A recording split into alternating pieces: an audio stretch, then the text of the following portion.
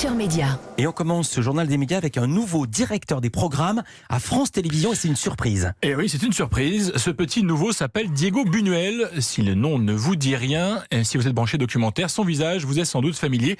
Il a longtemps fait partie de l'équipe des nouveaux explorateurs sur Canal+, avant de passer 2 ans chez Netflix, là encore pour s'occuper de l'offre documentaire de la plateforme de vidéo. Le voilà désormais directeur des programmes de France Télévisions. Il remplace Nathalie Darry-Grand, partie il y a quelques semaines. Nous sommes en ligne avec Takis Candilis, le numéro 2 de France Télévisions. Bonjour Takis. Bonjour Cyril Lacarrière. Et merci de réserver à Culture Média votre première interview après la nomination de Diego Buñuel. Takis, pourquoi un spécialiste des documentaires pour diriger les programmes de France Télé ? Au-delà d'un spécialiste de documentaire, Hugo a déjà une longue carrière, même s'il est jeune. Il a été journaliste, comme vous l'avez dit. Il a été reporter même de guerre. Il a fait des documentaires. Il a été présentateur, vous le disiez, sur Les Nouveaux Explorateurs. Il a travaillé à Canal, où il a fait un travail formidable. Il a développé des documentaires de prime time de grand renom. Et puis enfin, il est passé sur Netflix. Et Netflix, il s'est occupé de l'Europe. Et donc, c'était ces multiples regards qui nous intéressaient d'avoir, c'est-à-dire quelqu'un qui a longuement travaillé sur le terrain d'une part, dans le linéaire, ce qu'on appelle le linéaire, les chaînes traditionnelles, et aussi, bien sûr, dans le numérique, qui est quand même quelque part, à plus ou moins longue échéance, notre avenir. Takis, ça compte d'avoir Netflix sur son CV pour intégrer France Télé ? Ah, pas du tout. Non, le problème n'est pas là. Ce qui compte, c'est d'avoir du talent. Ce qui compte, c'est d'avoir de l'envie. Ce qui compte, c'est d'avoir vraiment, l'envie. C'est quelque chose d'important. Moi, j'ai parlé longuement avec Cyril. D'abord en Zoom, parce qu'on était en confinement. Et puis après, on a réussi à se voir physiquement. Et je dois dire que j'ai été impressionné par sa maturité, par sa carrière, par ce qu'il est. Takis Candilis et Philippe Vandel, je vous dis bonjour. Vous avez parlé longuement avec Diego, parce que Cyril, il est avec nous. Il a une dernière question pour vous. Oui. On avait compris. Ouais, ne révélez pas nos conversations privées. Cyril Lacarrière. Non, je parlais bien de Diego. Une dernière question. Vous venez de recruter Laurent Guimier et donc Diego Buñuel. On est à 2 recrutements à l'espace de 48 heures et tout ça alors que le mandat de Delphine Ernotte se termine fin août. Comment il faut interpréter ces 2 arrivées dans ce contexte ? Écoutez, je pense qu'il ne faut pas les interpréter. Il faut D'une part, c'est des discussions qui ont été prises là, comme je le dis, il y a longtemps. Deuxièmement, on continue à travailler tous les jours. On travaillera jusqu'au dernier moment pour que ces chaînes soient puissantes. Vous avez parlé des audiences à l'instant. Et les chiffres sont excellents. On fait du bon travail. On a été proche des Français pendant toute cette période difficile et on le sera jusqu'au moment où on nous dira peut-être c'est pas vous, peut-être c'est vous.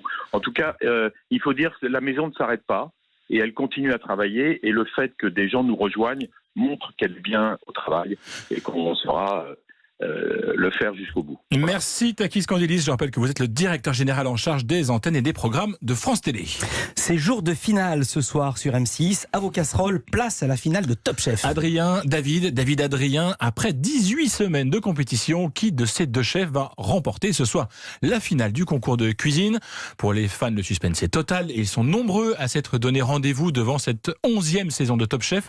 Avec 3 900 000 téléspectateurs de moyenne, l'émission réalise ses meilleures audiences depuis 7 ans. Et un des faits marquants de cette saison, c'est la présence du chef Paul Perret.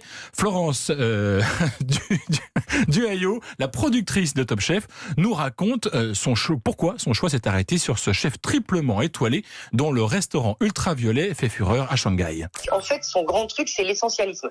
Donc, c'est quoi l'essentialisme ? En fait, vous avez très peu dans l'assiette, mais vous avez toutes les saveurs qui sont concentrées. Et en plus, il raconte une histoire. Par exemple, son restaurant Ultraviolet, vous êtes complètement immergé dans un univers en 3D, c'est-à-dire que vous mangez, mais vous avez aussi des senteurs dans la pièce et vous avez aussi des projections visuelles sur les murs. Ce qui fait qu'en fait, ces 3 sens-là sont totalement stimulés en même temps. Et ce soir, Paul Perret aura à cœur de faire gagner Adrien qui faisait partie de sa brigade. Florence Duhaillot nous donne quelques clés de ce duel qui s'annonce ce soir en cuisine. Cette finale, elle est vraiment particulière parce qu'en fait, vous avez Adrien Cachot qui, en fait, est une sorte de génie créatif, a une folie, mais qui travaille tout seul, qui travaille que des mecs qui sont, encore une fois, oubliés. Et à côté de ça, vous avez David Gallienne, qui est un chef étoilé, qui est un expert, qui est rigoureux et qui a l'habitude, lui, de servir des centaines et des centaines de couverts. Il faut que David, en fait, mette un peu de folie dans ses assiettes et il faut que Adrien mette un peu de rigueur dans ses assiettes. Ce qu'on va voir ce soir, c'est vraiment l'affrontement de deux univers culinaires qui n'ont rien à voir. Et on verra à la fin qui gagne. La finale de Top Chef, c'est ce soir sur M6 à partir de 21h. Un nouveau dans les kiosques et c'est un nouveau géant. C'est une légende qui va se faire remarquer dans les kiosques. Ce nouveau trimestriel est effectivement un géant dans son genre, 40 cm de hauteur par 27 cm de large. Légende, c'est le petit nouveau de la galaxie du 1, de America et de Zadig.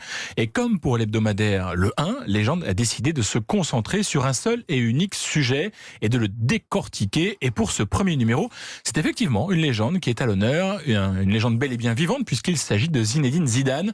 Eric Fotorino, le créateur de Légende, nous raconte comment il s'est plongé dans le monde de Zidane sans jamais l'avoir rencontré. Le fait d'avoir comme ça travaillé, si j'ose dire, sur lui pendant plusieurs semaines, d'avoir lu, d'avoir vu des centaines et des centaines de photos pour garder justement ce qui nous paraissait le plus significatif, les plus fortes, les plus belles aussi, mais surtout les plus fortes. Évidemment, ça donne envie de comprendre ce silence, ça donne envie de comprendre un certain nombre de choix dans sa vie et dans sa vie de sportif. Donc bien sûr, je pense que ça attise la curiosité sur l'homme. Et c'est une légende parce qu'il dépasse le football, il fait partie de nous. La philosophe Adèle Vendrette dit que cette légende nous tend un miroir. Et donc ce qu'il raconte de nous, c'était cette France qui gagne.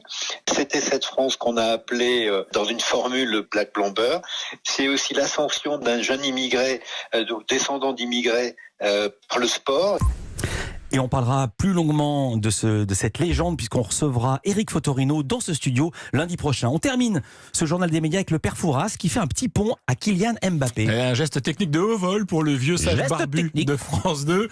Selon le Parisien, la chaîne a décidé que Fort Boyard serait prioritaire sur les deux finales que doit jouer le PSG pour clore la saison 2019-2020. Les finales de la Coupe de France et de la Coupe de la Ligue ont généralement lieu le samedi soir. Eh bien, pas cette année. France 2 ne veut pas se passer de Fort Boyard le samedi soir et les deux matchs se dérouleront donc un vendredi soir, les 24 et 31 juillet.